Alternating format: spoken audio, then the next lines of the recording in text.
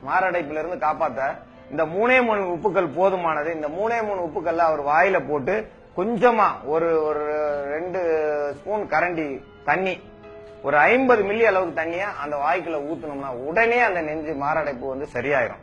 உடனே எழுந்திருச்சுக்குருவாங்க. இது ஒரு அதிசயமா இருக்கும். ஏன் இந்த மாரடைப்பு சரியாகுது? இந்த உப்பு தான் உள்ள அடைக்குது. உப்பு அடைக்கிறதா திருப்பி உப்பை கொடுத்துதான் எடுக்க முடியும். எப்படி ஒரு முள் குத்திச்சோ அதை ஒரு பெரிய முள்ளில் எடுக்கிறோமோ அதே மாதிரி மாரடைப்பு வந்தவங்களுக்கு இந்த உப்பை கொடுக்கணும். இந்த உப்பை கொடுத்தோம்னா உடனே வாய்க்குள்ள போட்டு அந்த தண்ணி கரைஞ்சி அந்த உப்பு தண்ணி தொண்டை கீழே இறங்கினதுமே அவங்க முழிச்சு பாத்துருவாங்க. அதிகமா மாரடைப்பு வர்றதுக்கு காரணம் என்னன்னா, நீங்க வெளியில போய் ஒரு விசேஷத்துல பிரியாணி சாப்பிடுவாங்க. அப்போ நிறைய வெங்காயம், பெரிய வெங்காயம் வச்சிருப்பாங்க. அந்த வெங்காயத்தை சாப்பிட்டு போது வந்ததுமே சுருக்கணும், குத்தும்.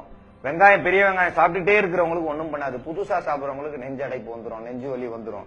புதுசா வெத்தலை பாக்கு போடுறவங்களுக்கு அந்த பாக்கு போய் நெஞ்சில அடைச்சுக்கிறோம். அடைச்சதுமே அவங்களுக்கு மூச்சு திணறல் ஆயிரும். இதெல்லாம் சாதாரண அந்த அடைப்பெல்லாம் சரி செய்யும் இந்த உப்பும் வெறும் தண்ணி.